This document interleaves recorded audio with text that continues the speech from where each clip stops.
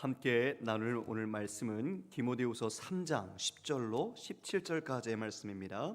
디모데후서 3장 10절로 17절까지의 말씀, 신약성경 344페이지에 있습니다. 우리 한 절씩 교독을 하도록 하겠습니다. 3장 10절 말씀 먼저 봉독합니다.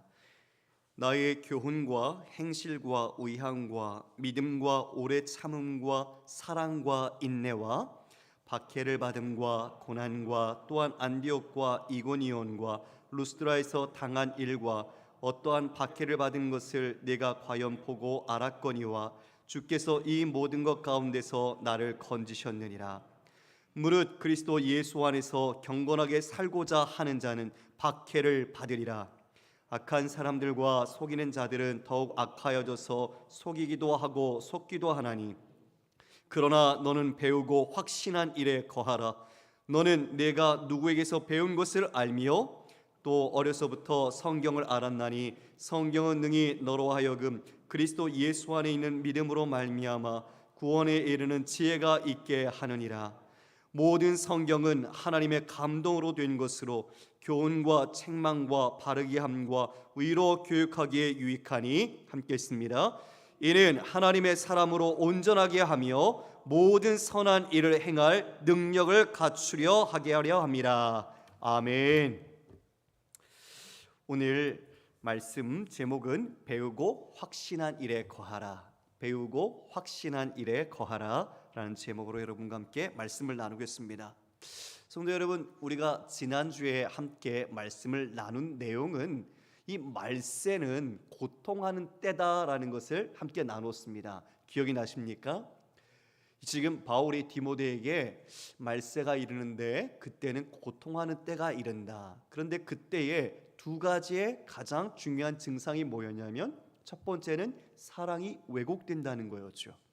하나님을 향한 사랑보다 자기 사랑, 돈 사랑, 쾌락을 사랑하는 것으로 바뀌는 겁니다. 사랑의 방향성이 바뀌어서 자신을 향하는 거죠. 그리고 또 하나는 관계의 파괴였습니다. 관계가 깨어지는 거죠. 자신만을 생각하기 때문에 부모의 말씀도 거역하고 무정하고 감사하지 않고 사랑하지 않습니다. 그러니 이 모든 사랑과 관계가 다 파괴되어 자기가 원하는 정욕적인 삶, 자기가 추구하고자 하는 그런 삶으로 내닫게 된다는 것이죠. 그런데 가만히 그 교회 안을 보니 이미 그런 일이 있었습니다.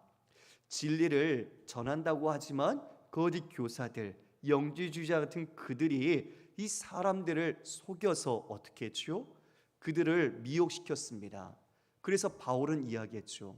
경건의 모양은 있는 것 같은데 경건의 능력은 부인하는 자니 그들에게서 돌아서라. 우리가 지금 이 시대도 여전히 수많은 교회가 있고 우리가 전 세계에서도 우리가 하나님을 섬기며 예배하지만 정말 그 가운데 온전한 그리스도인, 하나님을 향해 전심으로 주님만을 목적으로 하는 그런 신앙인이 아니라 여기에 빌붙거나 이것을 이용해서 하나님이 아닌 자신의 목적과 자신의 이익을 추구하면서 사람들을 이용하는 것을 볼 수 있습니다. 우리 교회의 현실들에 작금에 얼마나 아픈 일들이 많이 있습니까? 여러 가지 일로 교회가 혼란과 분열, 어려움을 겪기도 하는 것이 사실입니다.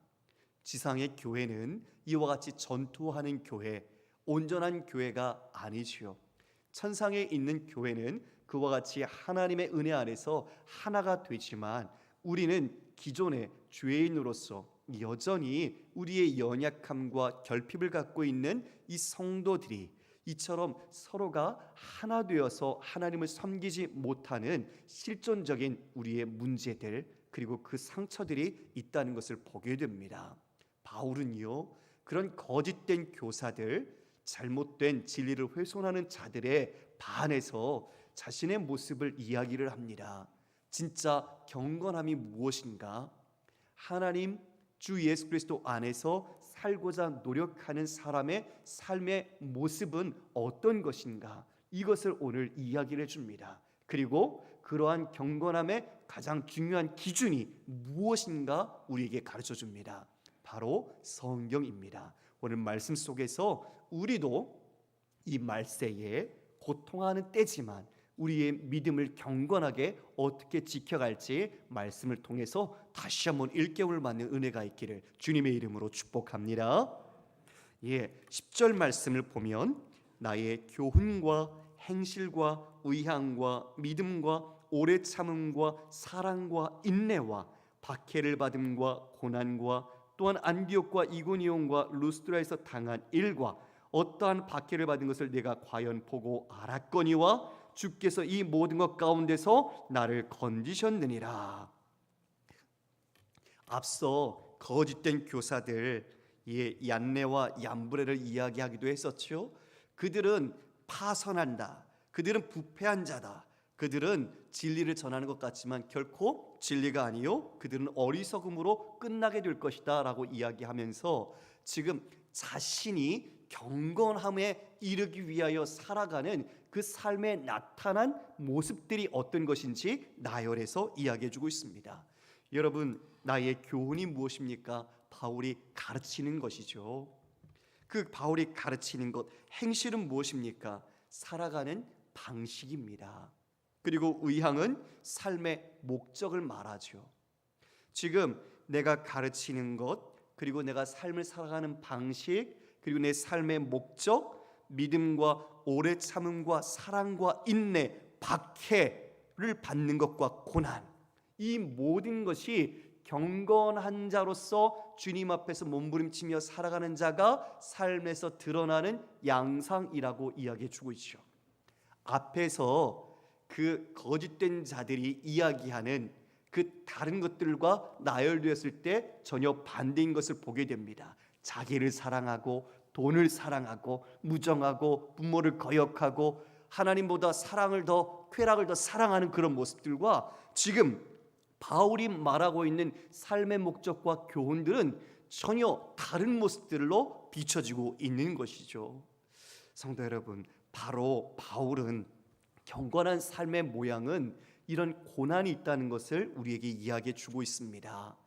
고난이라는 것이 성도에게 있어서는 이 세상에서 믿음의 길을 갈 때 당연하게 나타나는 수반되는 그런 표지와 같은 모습인 거죠. 만약 내 안에 내적 고난 그리고 외적인 고난 이런 것들이 없다면 우리는 경건하게 살고자 노력하지 않거나 또는 세상과 동화되어 살고 있다는 모습으로 이해할 수도 있습니다. 그러므로 신자가 이 부조리하고 불의한 세상 속에서 숨을 쉬고 살아갈 때에 그 숨 쉬는 것이 점점점 불편해지는 것이 당연한 것이죠. 불의와 이런 악함, 악행들, 그리고 사랑이 식어가는 모습들, 진리를 버리고 자신을 추구하는 그 모습들 속에서 성도는 우리 주님을 따라 살려고 한다면 이 세상의 문화나 이러한 이러한 숨결 이것조차도 우리가 마음껏 쉬기 점점 어려워지는 세상이 되고 있다는 것이죠. 바울은 자신의 고난을 이렇게 이야기해 주었습니다. 안디옥, 이고니온, 루스드라 다 선교지로 방문했던 곳이죠. 그곳에서 당했던 자신의 그 고난이 어떠한지 네가 알지 않느냐. 그러나 주께서 나를 구해 주셨다고 말해주고 있는데요. 어떠한 고난을 당했을까요? 우리 고린도후서 11장 23절 이하의 말씀을 제가 읽도록 하겠습니다. 그들이 그리스도의 일꾼이냐 정신없는 말을 하거니와 나는 더욱 그러하도다. 내가 수고를 넘치도록 하고 옥에 갇히기도 더 많이 하고 매도 수없이 맞고 여러 번 죽을 뻔하였으니 유대인에게 40에서 하나 감한매를 5번 맞았으며 3번 태장으로 맞고 1번 돌로 맞고 3번 파손하고 일주야를 깊은 바다에서 지냈으며 여러 번 여행하면서 강의 위험과 강도의 위험과 동족의 위험과 이방인의 위험과 신의 위험과 광야의 위험과 바다의 위험과 거짓 형제 중의 위험을 당하고 또 수고하고 애쓰고 여러 번 자지 못하고 줄이고 목마르며 여러 번 굶고 춥고 헐벗었노라. 이 외의 일은 고사하고 아직도 날마다 내 속에 눌리는 일이 있으니 곧 모든 교회를 위하여 염려하는 것이라. 지금 읽은 것이 사도 바울이 선교하고 복음을 전하면서 당했던 고난의 내용들입니다. 어마어마한 내용들을 우리는 글로 읽었습니다. 그러나 이러한 삶을 산다면 세상의 모습과 세상의 사람들은 마지못해 산다라는 이야기를 할 정도라고 여겨집니다. 그런데 바울은 이것이 자신에게 있어서는 하나님과 함께하는 믿음의 표지요, 이것이 능력이요, 그리스도 안에서의 경건이라고 말해주고 있습니다. 성도 여러분, 지금 이런 고난, 바울이 당한 어려움은 바로 바울이 그리스도의 사람이라는 것을 증명하는 것이죠. 그리스도의 사람을 우리는 우리의 입술의 고백으로만 증명하는 것이 아닙니다. 우리의 삶, 우리가 살아가고 있는 모든 그 삶의 모양, 그리고 내용, 그리고 생각, 우리의 행함, 이 전인격적인 모든 것에서 그리스도를 믿는 것이 드러나는 것이죠. 그것을 인위적으로 하는 것이 아니라 내 안의 주인이 우리 주님이시기 때문에 그렇습니다. 하나님이 우리의 주인 되셔서 우리를 다스리시기 때문에 우리는 주님의 뜻대로 우리가 순종할 때 주님이 드러날 수밖에 없겠죠. 나는 감추어지고 오직 주만이 드러나시는 삶, 바로 지금 실존의 이 모든 현실은 하나님을, 그 복음을 영접하지 않기 때문에 이처럼 믿는 자에게는 고난이 필수적이라고 봅니다. 그러나 그 고난에서 그냥 두시지 않습니다. 주님께서는 지금 바울을 건져내셨다라고 이야기해 주셨죠. 구원해 주십니다. 능력을 주셔서 그 모든 어려움을 감당할 수 있도록 해 주십니다. 할렐루야. 여러분이 그 어려움을 만날 때마다, 그래서 어쩌면 우리는 그 고난의 어려움이 우리에게는 믿음의 성장과 성숙과 유익함을 주는 통로가 되는 것을 보게 됩니다. 그래서 여러분, 두려워하지 마십시오. 주님께서 바울을 건지셨듯이 우리를 반드시 건지시기 때문입니다. 하나님은 여러분을 택하셨고 여러분을 결단코 놓지 않습니다. 우리가 이런 고난, 어려운 일이 있을 때마다 자꾸 원망하거나 누군가에게 이 이유를 돌리려고 할 때가 있습니다. 우리 자신을 돌아보죠.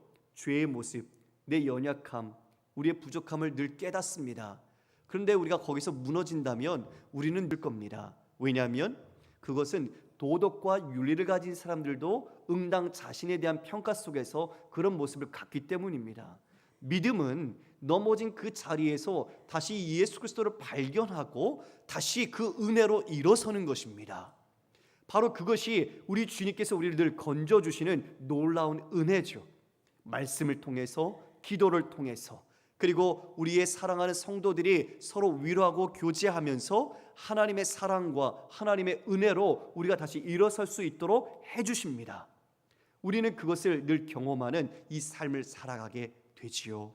성도 여러분, 바울처럼 우리에게 고난이 많더라도 여러분 두려워하지 마십시오. 그리고 담대하십시오. 하나님은 그것보다 크신 분이시며 그보다 더 귀한 놀라운 하나님의 은혜를 그 안에 숨겨두고 있기 때문입니다. 우리가 믿음으로 그것을 이겨낸다면 더 큰 믿음의 사람, 그리고 유익을 누리라고 믿습니다. 12절에 보면 무릇 그리스도 예수 안에서 경건하게 살고자 하는 자는 박해를 받으리라. 경건하게 살고자 하는 자는 박해를 받으리라고 이야기를 했습니다. 여기 박해를 받는다, 피할 수가 없어요. 우리가 마태복음에 보면 산상수훈에서도 이야기하고 있죠.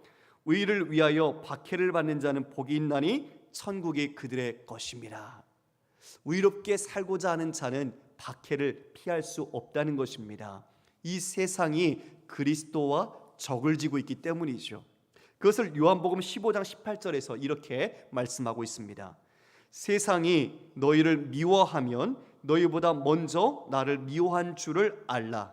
너희가 세상에 속하였으면 세상이 자기의 것을 사랑할 것이나 너희는 세상에 속한 자가 아니요 도리어 내가 너희를 세상에서 택했기 때문에 세상이 너희를 미워하느니라.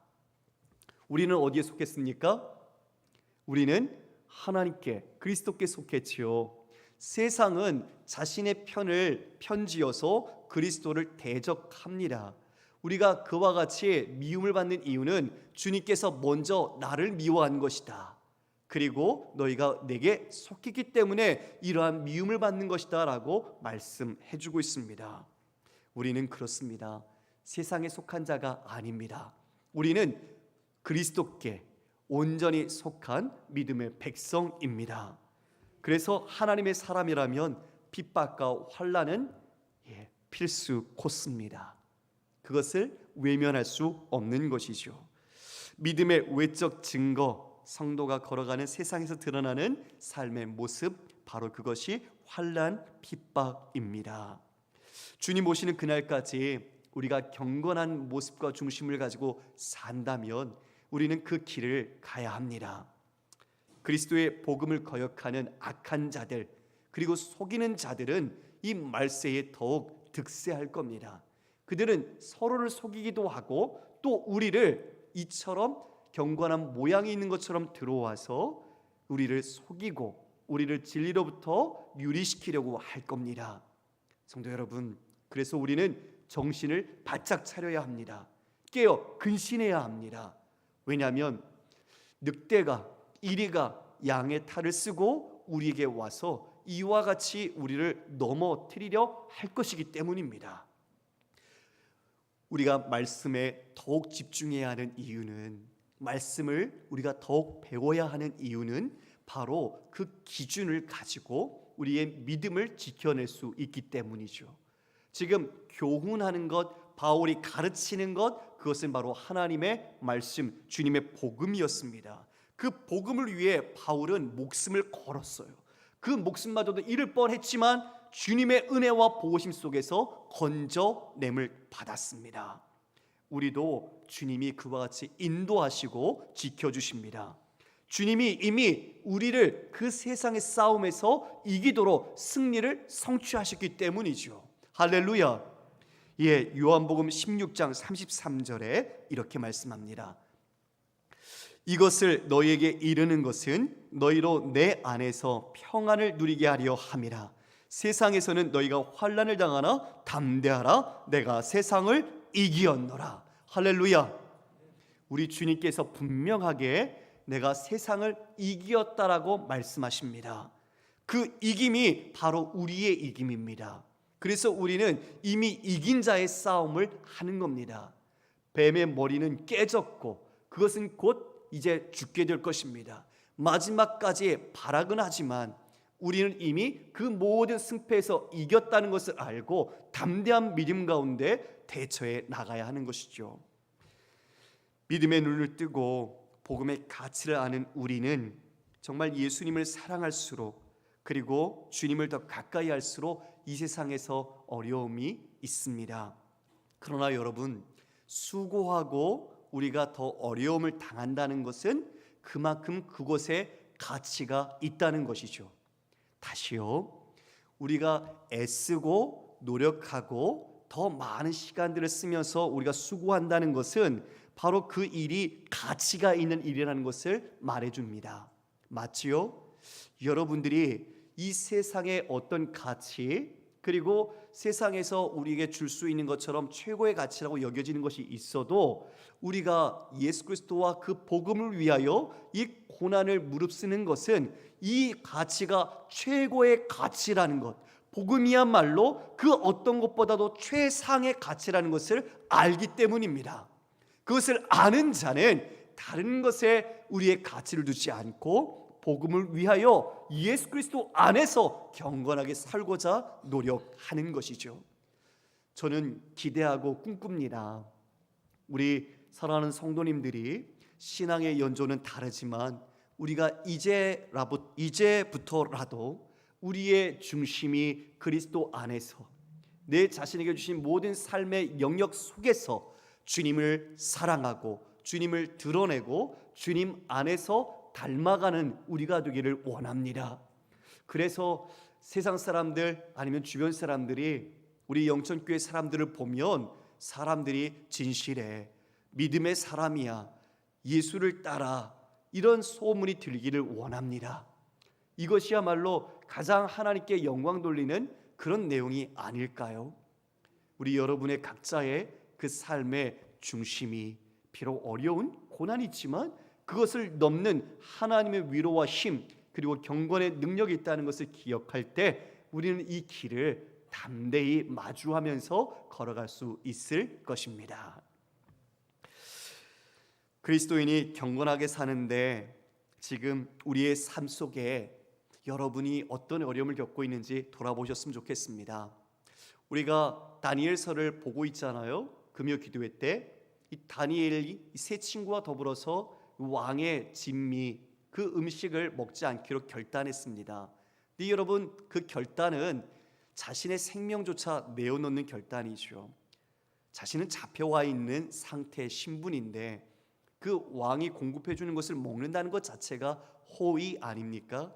그러나 그것을 신앙을 위해 거절합니다. 그리고 자신의 모든 안락함도 거절합니다. 오직 주님, 하나님을 믿는 그 믿음의 백성이라는 것, 그 표지가 자신의 모든 본질과 가치이기 때문에 그것을 놓치지 않도록 자신의 삶에서 할 수 있는 믿음의 분량과 역량을 따라서 행한 것이죠. 그것은 고난으로 다가오게 됩니다. 우리에게 그런 믿음의 순종과 하나님 앞에서의 거룩한 결단이 있다면 그것은 하나님이 기뻐하시고 그것을 할 수 있는 능력 반드시 주실 것입니다. 그러나 겸하여 고난이 있습니다. 세상의 사람들의 고난, 세상 사람들의 어떤 핍박, 우리를 향한 외면 있습니다. 그러나 그것을 결코 두려워하지 않기를 간절히 소망합니다. 경건하게 살고자 하는 자들이 가져야 하는 분별력을 지금 이 말씀으로 이제 이야기해 주는데, 우리 14절 말씀 함께 읽어볼까요? 14절 시작. 그러나 너는 배우고 확신한 일에 거하라. 너는 내가 누구에게서 배운 것을 알미어. 배우고 확신한 일에 거하라, 명령으로 말하고 있죠. 명령형은 앞으로 계속 그렇게 해야 한다는 것을 담고 있는 문법적인 표현입니다. 지금 배우고 확신한 일이 무엇입니까? 디모데가 배운 것, 가르침을 받은 것, 하나님의 말씀이죠. 그것 안에 네가 거하고 확신하라는 것입니다. 왜요? 세상은 진실하지 않고 그 진리가 없기 때문에 우리가 진리를 모르면 어떻게 될까요? 넘어가는 거죠. 속아 넘어가는 것, 쓰러지는 겁니다. 그러므로 진리 가운데 우리가 배운 것, 그것을 확신하며 그 안에 거해야 되는 것이죠. 그 근거로 먼저 너는 내가 누구에게서 배운지 안다라고 말해주고 있습니다. 여러분, 디모데가 누구에게 말씀을 배웠을까요? 누구에게 그 말씀을 배웠습니까? 디모데는 먼저 그 어머니 유니게 그리고 외조모 로이스에게 배웠죠. 그리고 복음을 또한 바울을 통해서 접하게 되었습니다. 이 지금 말한 세 사람은 그 말씀을 따라 경건하게 살려고 노력하는 사람, 하나님의 사람들이었죠.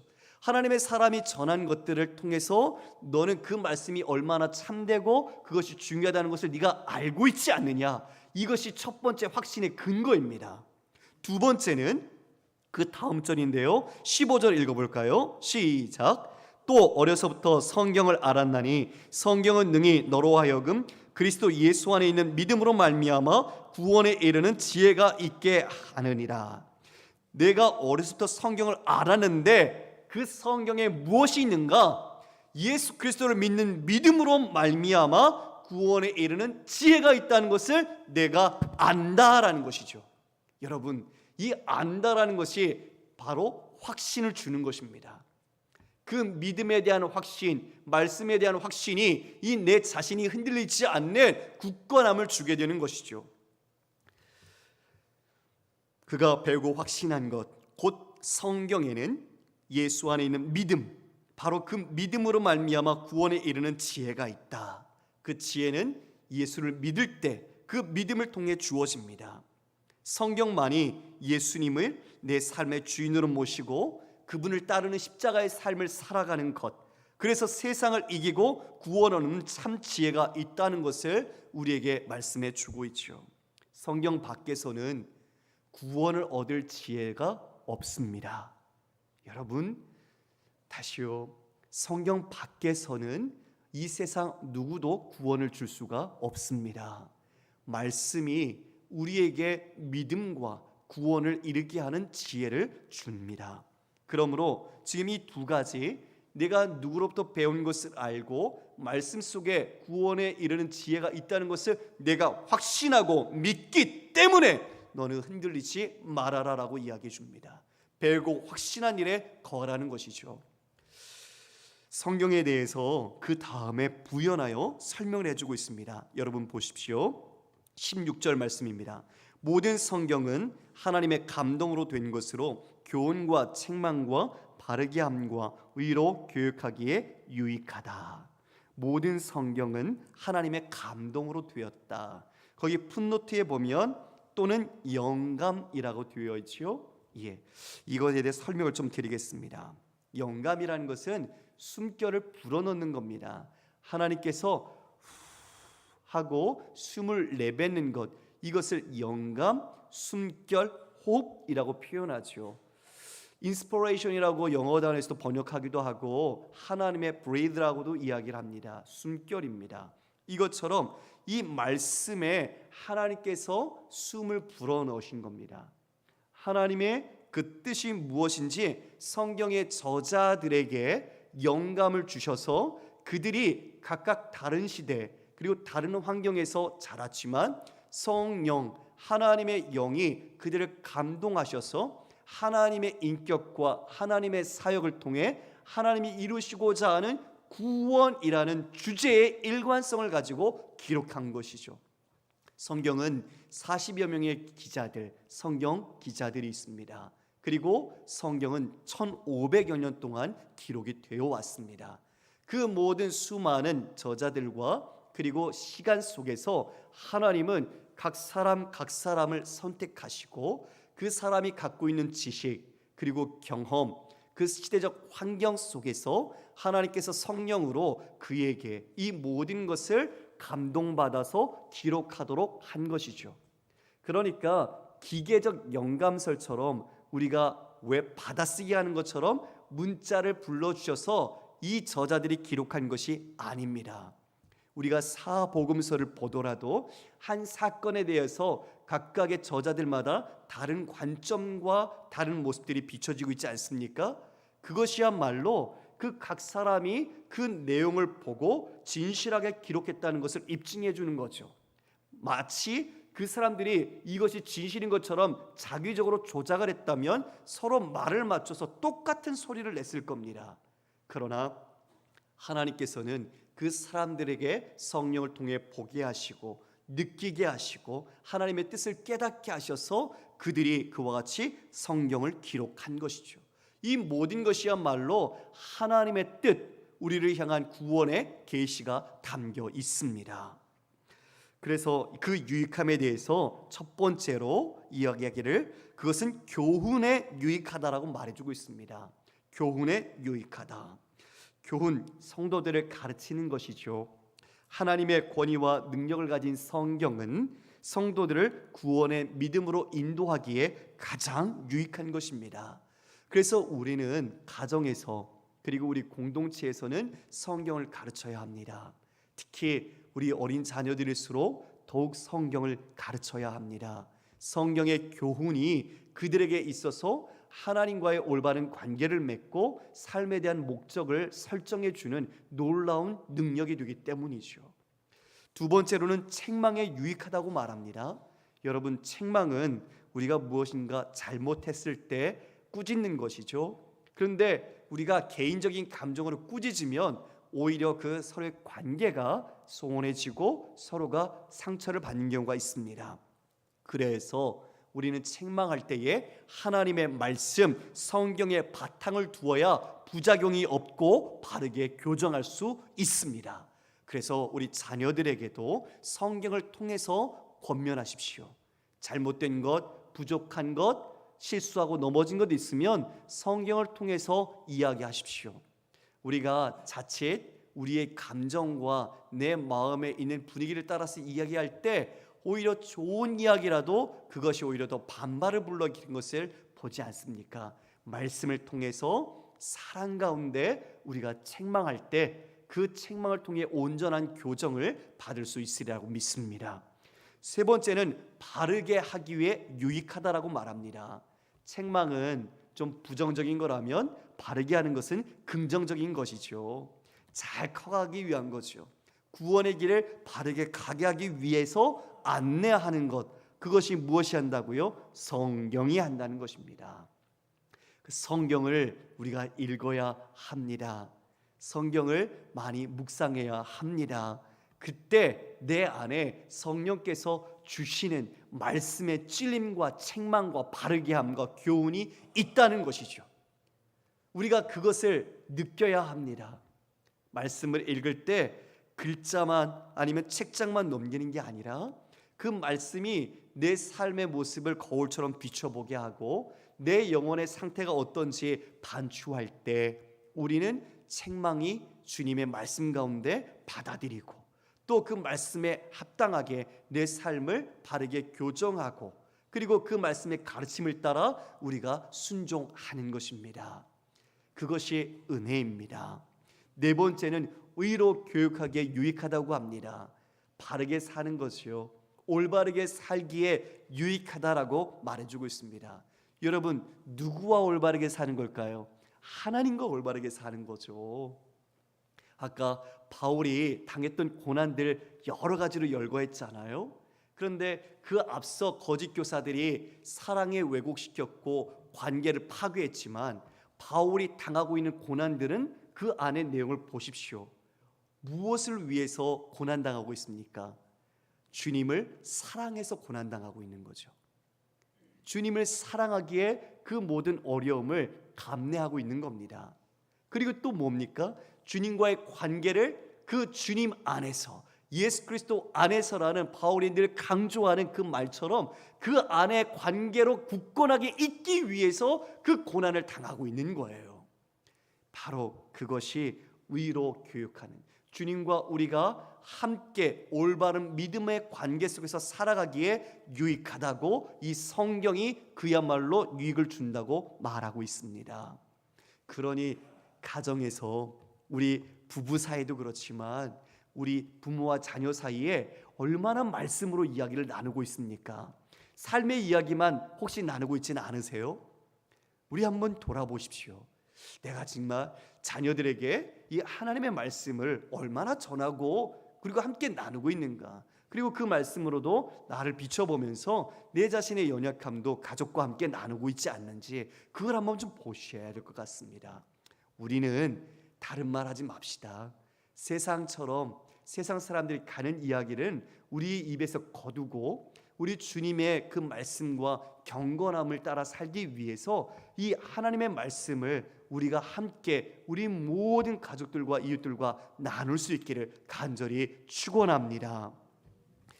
마지막으로 17절 성경의 목적을 이야기해 주고 있습니다.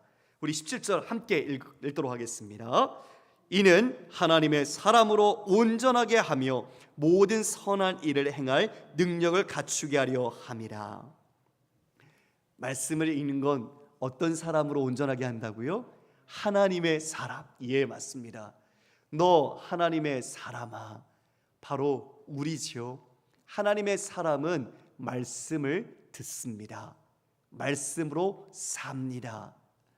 하나님의 사람이기에 그 말씀을 통해 우리를 온전하게 이루어 가신다고 말합니다. 그리고 선한 일을 행할 능력을 갖추게 한다고 이야기해 주고 있습니다.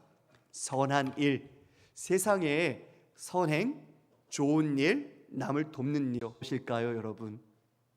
가장 하나님 보시기에 선한 일은 어떤 것일까요? 바울을 보십시오. 무엇이죠? 생명의 복음을 전하는 것, 바로 그것입니다. 우리가 그 사람의 필요를 채울 수 있겠죠. 우리가 필요한 돈도 줄 수 있고 또 필요한 어떤 물건을 줄 수도 있겠죠. 그리고 그 사람의 마음을 위로해 줄 수도 있겠죠. 그러나 그것은 영원하지 않습니다. 생명만큼 가장 가치 있고 본질적인 것은 없어요. 정말 내가 그 사람을 위해서 좋은 일을 한다는 것은 바로 예수 그리스도, 그 복음의 생명을 전하는 것입니다. 그것이 우리 그리스도인에 있어서는 가장 최고의 선행, 주님이 가장 기뻐하시는 일이 되는 것이죠. 바울은 그것을 위해 나는 날마다 쫓아간다라고 고백했습니다. 오늘 자신의 믿음의 아들 디모데에게 연소하지만 정말 어려운 에베소에서 목회하고 있는 그 아들에게 너는 배우고 확신한 일에 거하라고 말합니다. 네가 아는 것으로 그 모든 거짓 교사들도 책망할 수 있고 그 모든 공동체를 잘 이끌어갈 수 있다는 것이죠. 우리는 어떨까요?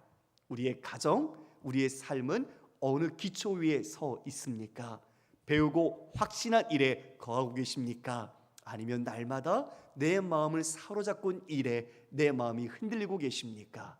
우리 다시 한번 이 오늘 디모데에게 준 바울의 권면, 우리에게 준 똑같은 하나님의 음성으로 듣고 배우고 확신한 일, 여러분이 알고 있고 여러분이 이 마음속에 새기고 있고 하나님께서 그 가운데 믿음으로 말미암아 구원에 이르는 지혜가 있는 말씀으로 주신 그 진리의 말씀을 새겨서 그 말씀 가운데 넉넉히 이 모든 일에 순종하시고 승리하는 우리 모든 성도님 되시기를 주님의 이름으로 축복합니다. 아멘.